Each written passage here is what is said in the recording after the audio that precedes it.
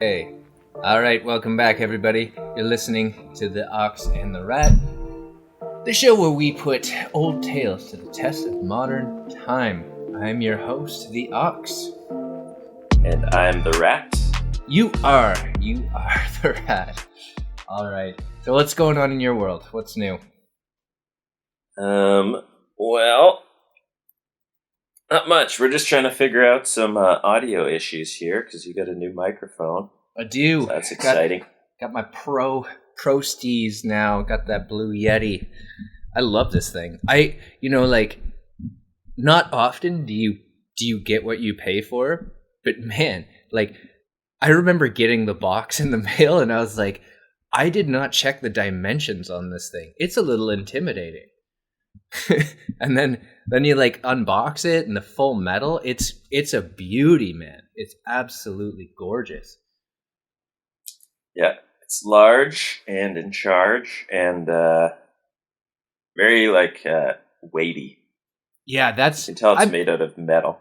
I missed that, man. I missed that. And I started looking, it made me appreciate other things less. I'm like, what am I paying for? Looking at my phone, I was like, this thing breaks all the time. I feel, or could break any second. I paid how much for it? And I feel like this thing, true value, man. Full metal intensity. Anyways, yeah. Good stuff. Happy, and you must be happy because you won't have to deal with filtering out noise, odd noises and stuff. Bumps and plosives. Bumps and plosives. Yeah. Yeah, I've got so many settings on this thing. I don't even know what they do. I haven't had any time. There's 4. Does yours also have the different types of reception on the back? I have a dial. Yeah, I only have 2. You want to be on I don't remember what it's called. Well, what does it look like? Is not it omnidirectional. Well, no, just tell me what's the visual of it. Is it a circle? Is it a pattern? Oh, I don't know. It's on the back. It's hard to see. Okay. Well, it's a heart. A what? A heart? No, I just turned on Siri. Is it a heart? Hello. Mine is like a heart.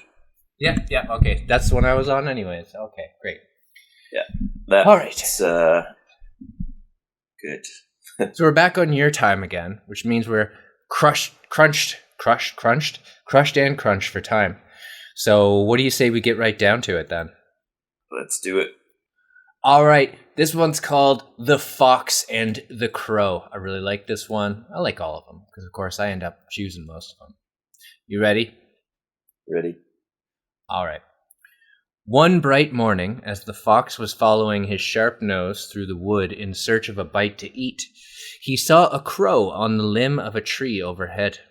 This was by no means the first crow the fox had ever seen. What caught his attention this time and made him stop for a second look was that the lucky crow held a bit of cheese in her beak. I don't know what. Do crows eat cheese? I think they eat everything, right? The crow. Yeah, that's what's lucky. No need to search any farther, thought sly Master Fox. Here's a dainty bite for my breakfast. Up he trotted to the foot of the tree in which the crow was sitting, and looking up admiringly, he cried, "Good morning, beautiful creature." The crow, her head cocked on one side, watched the fox suspiciously, but she kept her beak tightly closed on the cheese and did not return his greeting. "What a charming creature she is," said the fox. "How her feathers shine! What a beautiful form and what splendid wings! Such a wonderful bird should have a very lovely voice, since everything else about her is so perfect. Could she sing just one song? I know I should hail her Queen of Birds. Lofty praise." Listening to these flattering words, the crow forgot all her suspicion, and also her breakfast. She wanted very much to be called Queen of Birds, so she opened her beak wide to utter her loudest caw, and down fell the cheese straight into the fox's open mouth. Mouth.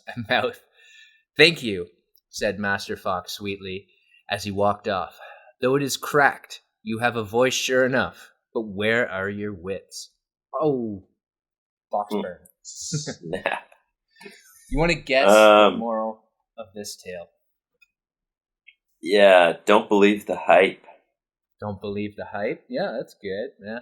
On yourself, or don't be too.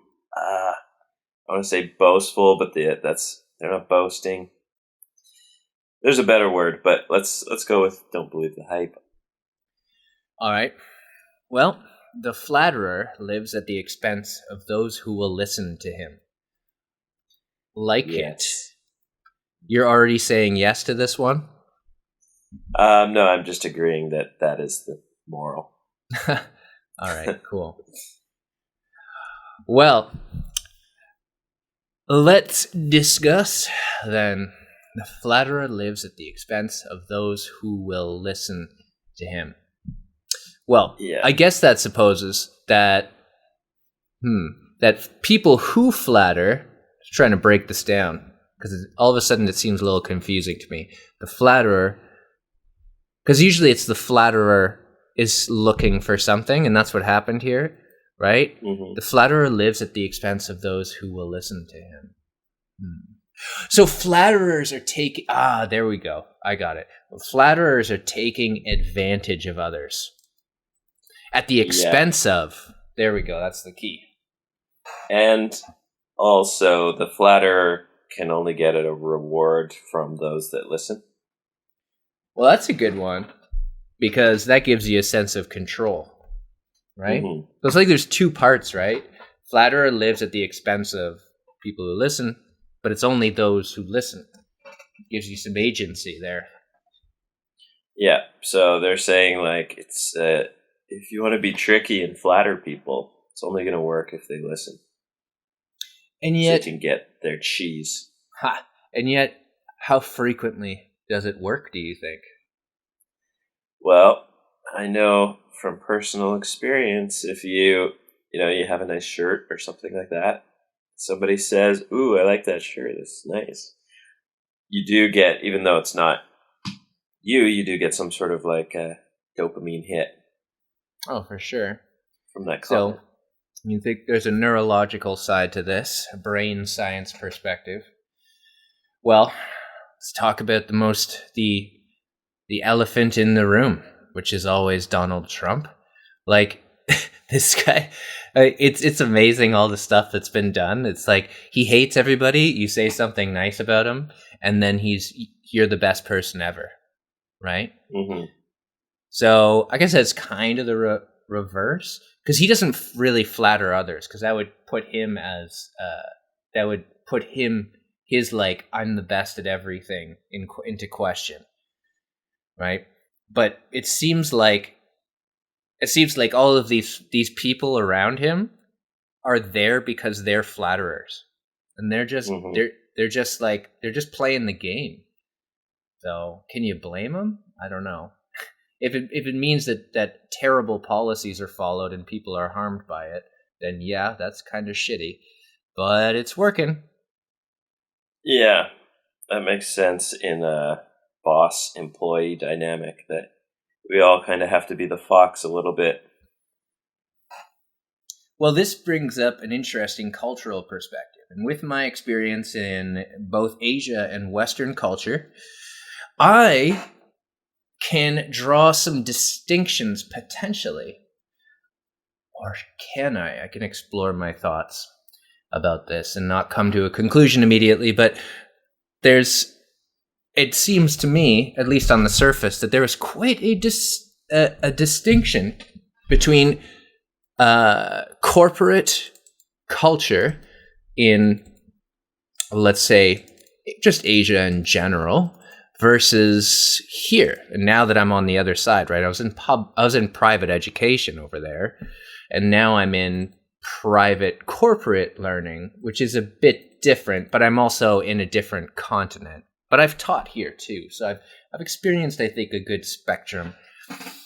I don't know if you want to broach that subject, but for me, there's a huge difference, and it does seem to me that the flatterer living at the expense of those who will listen, and more to the point, flattery works in certain places better than in others.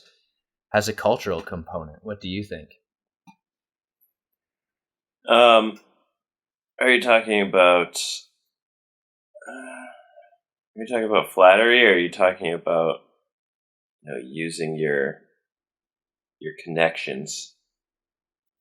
I'm talking I'm about just trying to flattery, figure out. straight up. Or I don't know. Like obsequience, or what's the right word? Like at least, get in trouble for using the word, but kowtowing. It's like, oh well, excellent idea. Like it's great. Yeah. I suppose for me, I just don't. I try not to deal with people higher up for the most part. So maybe I didn't really notice it that people were trying to flatter others. So yeah, I couldn't really say on that matter.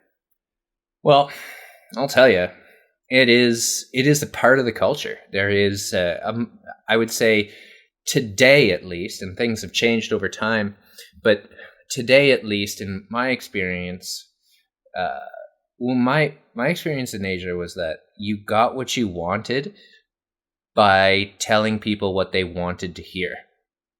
Versus here, and I'll give you a really interesting contrast. Now there's some nuance here, and I'll get into that. But like here in my current capacity, I find it's a very healthy, non-competitive, but what's the right collaborative environment where even though I'm the most junior member of staff, I'm able to have an opinion. I can disagree with people. Not everybody's the exact same, but it's a very different experience to my cross-cultural experiences as a teacher working in Asia. It was literally like buy somebody flowers if you want something. That was a thing. It was literally something I have done. It's a transactional. It feels transactional. It kind of seems like dating in some ways. Like, that's a good one. If you want to bring it back to your personal life, you go right ahead, man. I don't buy flowers all that often, if ever. But isn't that kind of what you do to try to get a boyfriend or a girlfriend? I mean, maybe it's more guys to girls, but using a smattering of flattering in order to get a potential date, or to get the other person to kind of maybe click on that. Okay, you're a potential suitor, something like that. Yeah, well, I guess we're all paying for something in the end. I don't know. Yeah, true. I guess maybe I'm just focusing on the economic transaction as opposed to what is another transaction. They're all transactions, right? Like what have you done for me lately? Like you want something, you give something. It just depends on what it is. So the nature is less important than the action, perhaps. Yeah, I could see that. Assuming I'm getting your meaning right there. Yeah, I think. I mean, it's kind of like, the typical sitcom husband and wife or whatever. The bumbling husband will do something nice for the wife, and then she goes to the hockey game or something stupid like that. Yes, maybe. Yeah. Yeah, no, that's a good point. I mean, sitcoms are built around real life, right? I mean, they're based on a crumb of truth, at least. That's true. Yeah, that's a good point. Maybe it's just the nature of the transaction. Now, let me ask you this. Have you ever heard somebody say that Canadians are fake nice? I think so, but I've definitely heard that they're nice. I know what you mean, but yeah. Well, what do you think then? What do I think about Canadians? Yeah. Being nice? That idea. I think it's true because on the surface we're polite. Usually you hold the door open, people say thank you. Friendly for the most part, but when that person walks away, then they might be like, oh, that guy's an asshole. Yeah, or just distant on the things that matter, right? Like we will hold the door open for somebody, we'll say hi, but at the end of the day, they're just words, and where actions count, we're less reliable. That's what I hear. I think it's similar to British, Mm-hmm. I believe, right? They Well, have a similar kind of, well, maybe they used to, I don't know. maybe. Well, I lived there. I don't know. I think no. I've got to think it's different because I always said, and I still kind of believe that. No, I still believe that the friends the several friends, core group of friends that I made in England were the best friends I probably ever had. Like thick and thin, you know. I thought that it was such a strong bond, and it was built on the kinds of things that certain cultures frown upon, right? Like taking the piss, right? They're always making fun of me, Canadian Chris, all the time, and and then I got really sensitive about it, but then I started doing it back to them, and then it was kind of like a banter, and we enjoyed it, and that was a really important point in my life as far as relationships went. Yeah. Yeah, I was just thinking, like, on the surface level, like, people will, I'm guessing would open the door, or maybe I'm just thinking about, like, older British society because I've been watching Downton Abbey. But you know how they, have all their traditions, and you put on your airs. Is that the right word? Yeah. But they put on once airs. a person leaves, they could really dislike the person, but they'll be nice to them while they're there, and then they might kind of make a little comment once they leave. I think that's probably aristocratic culture in general, and Britain is like the classic example of unaristocratic culture, whether or not the extent to which it remains. Yeah. But like, of course, I agree with that. My friends were the exact opposite of that, which I love them for. Yeah. So, yeah, there's a part of it. I think it's just, it's it's dependent on social category and culture for sure. Yeah. Yeah. So, do you have any exact, did flattery ever work on you, or did you ever flatter someone all the time specifically? Well, it works on me all the time. I'm so much more aware of it now than I used to be. I think you could have gotten what you wanted from me pretty easily in a working environment or whatever, or I was moved more by somebody saying something nice about me in a private situation, like in my private life. And yeah, for clicking. sure. I have mouse been clicking. What's that? Oh yeah, it's clicking the mouse. I was. Yeah, this microphone is intense, man. It gets everything. Okay. Yep. Yeah, listen to this. This is me tapping my hands on my fingers on the table, like a foot and a half away. That's crazy. I can hear it through the microphone. Anyways, yeah, flattery has worked on me far too often. Do I use it on others? I've never been one to flatter per se, but I think I'm not geared that way. If anything, most of my professional life I was a bit too brusque and sandpapery. I'm not that way now, but I think I'm aware enough that I try to avoid actions that I think might be disingenuous, but I'm probably not accurate about that. But before, yes, much more. Now, maybe. What about you? I think we have to make a distinction too between like the flattery being truthful or not, because somebody could compliment you and you did actually do a good job and you feel good, so you continue to do a good job. So yeah, there's kind of two categories there. One that's kind of false and you're just doing it because you want to make someone perform an action or feel a certain way. And then that one is actually true. I don't flatter, no, because I always get called out on that from my girlfriend that I don't flatter enough. Yeah, well, I think So there's a cultural component there too, right? There's a huge difference between like what what cultures think is different cultures think is okay to say about somebody else. Some are more like accepting of that, and I've indicated that. Some are more like, what are you like, more suspicious? No, that's not the right word.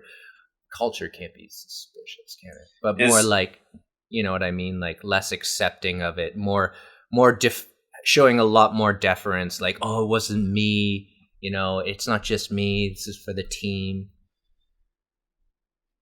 I have a question. Is flattery and being complimentary the same? Or is flattery innately like negative? Well, if I could type on my keyboard without this without this microphone getting all of it. Flattery definition. Excessive is the word with flattery. And you see that in the tale, right? The crow, oh, like what a charming creature she is. How her feathers shine. Blah blah blah. She'd be the queen of birds. Yeah, so flattery is overboard, whereas compliment is. Yeah, so it's not really sincere. Yeah, I mean it can't be sincere if it's excessive. Yeah. There's a derogatory. But can you flatter someone in a short amount, or does that just turn into a compliment? No, anything. Flattery could be anything that's beyond what is necessary, I suppose. And that's subjective, obviously, but so many things are. Does flattery imply you want something? That's a good question. Yes, I think that's where it's coming from. Because in order to flatter, you have to have an awareness that it's excessive, right? And that it's gonna get you somewhere. Result in yeah. I mean, when's the last time you may have never flattered, but like, when was the last time I flattered somebody that I wasn't expecting something from, I tend to avoid it in general, but yeah, it's always in the expectation of a return. Yeah, I probably have never done it because I don't speak enough to go on a long enough rant about how someone's good. You don't rant at all, I'd say. I know, that's what I mean. Like I wouldn't be able to flatter because I'd just be like, oh, that's nice, and then that's all. That's my flatter. Yeah, does your girlfriend get on you about that too? How you're like very, if you were one of those EKG heart meters, you'd just be a flat line. No, not really.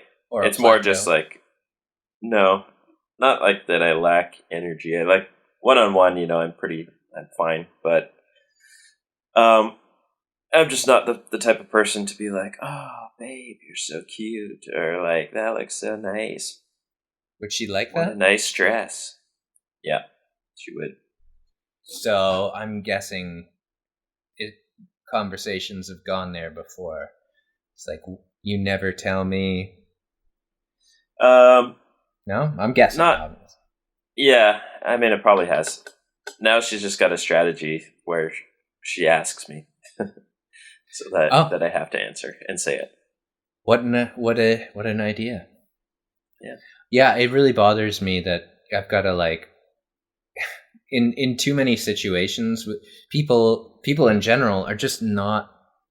They call themselves honest, but they're not honest in terms of like, this is how I feel, and it's like, well, I didn't know you felt that way. Why didn't I know? Because you didn't tell me. If you wanted me to know, you could have told me. But I'm a guy. That's usually the way it goes. I somehow don't think like you. I don't get it, and I'm not supposed to get it. I guess is the whole point. But sure is frustrating. Yep.